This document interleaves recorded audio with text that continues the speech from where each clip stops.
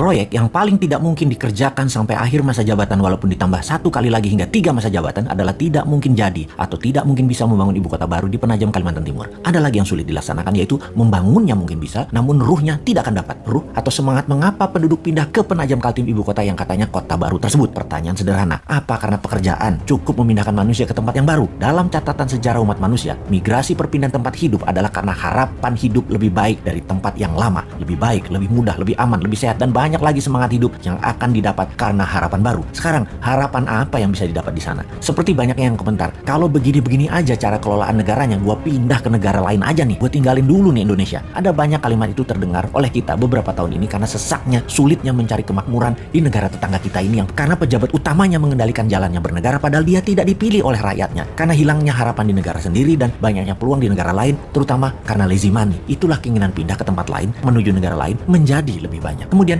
memindahkan orang sebanyak 5 juta ke ibu kota baru. Ini tidak mungkin cepat. Ini terjadi dalam kurun waktu yang lama. Paling cepat dalam 10 tahun. Itu pun harapan hidupnya harus menjanjikan 2 kali dari tempat tinggal yang lama dan dicapainya dengan waktu yang cepat. Kota ini bisa jadi kota mati, mangkrak. Membangun kota seperti real estate saja, Bintaro, BSD, Alam Sutra yang berdekatan dengan vibrantnya Jakarta memerlukan waktu lebih dari 15 tahun baru kerasa manfaatnya. Apalagi pusat pemerintahan, apalagi ibu kota. Asli nggak sederhana. Antar pulau lagi. Entah apa alasannya ngotot memindahkan ibu kota yang tidak punya sejarah nasionalnya, tidak ada sektor ekonominya, dan tidak ada sektor keamanannya sebagai wilayah terpenting, yaitu ibu kota. Pangkalan militer harusnya dibangun terlebih dahulu agar kalau ada serangan dari utara, dari Malaysia, Tiongkok, Filipina bisa diintercept oleh radar, peluru kendali, dan jet tempur yang pangkalannya harusnya di sekitar utara Penajam, bisa di Balikpapan atau Samarinda. Kekuatan tempurnya harus naik 10 kali lipat dari kekuatan militer sekarang yang ada di Kalimantan Timur. Dan dari pemikiran calon presiden 2024 yang saat ini menjabat Menhan, kayaknya nggak ada agenda melindungi ibu kota baru Penajam dianggarkan dan direncanakan dalam buku putih Kemhan sampai tahun 2024. Banyak orang jadi meragukan kemampuannya mengelola negara secara utuh ke depannya. Yang paling berat adalah strategi keuangan pemerintah ala kelolaan sekarang yang selalu berhutang itu. Hutang